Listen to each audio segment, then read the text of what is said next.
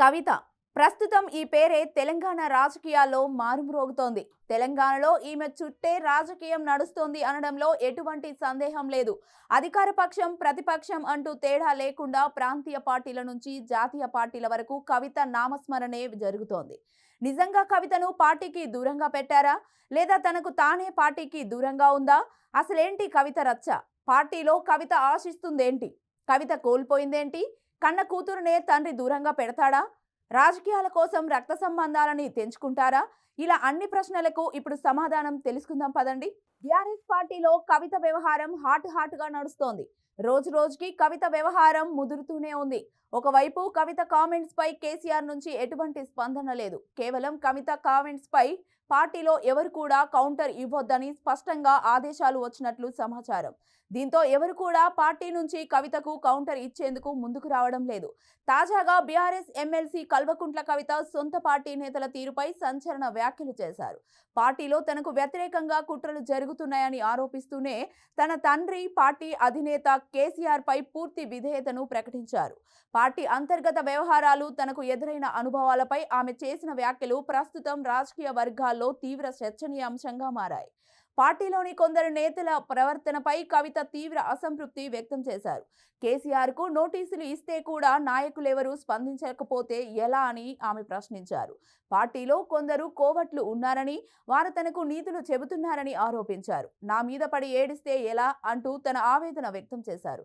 తాను అంతర్గతంగా ఇచ్చిన ఫీడ్బ్యాక్ ను ఉద్దేశపూర్వకంగా లీక్ చేశారని, దాన్ని అరికట్టమని కోరితే పెయిడ్ సోషల్ మీడియా ద్వారా తనపై విమర్శలు చేస్తున్నారని కవిత మండిపడ్డారు.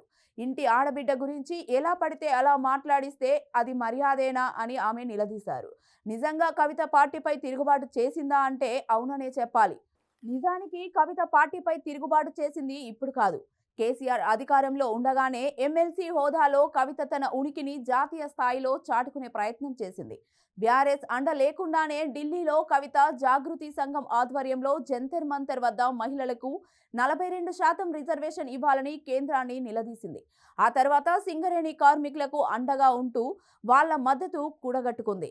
ఒక విధంగా చెప్పాలంటే కేటీఆర్ కన్నా కవితనే ప్రజల కోసం ఎక్కువ ఉద్యమాలు చేపట్టింది. తొలిసారిగా తెలంగాణ జాగృతికి అంకురార్పణ చేసి రికార్డు సృష్టించింది. ఆ తర్వాత 2009లో తెలుగు చలనచిత్రాల్లో తెలంగాణ భాష, సంస్కృతిని అవహేళన చేయడానికి వ్యతిరేకించింది.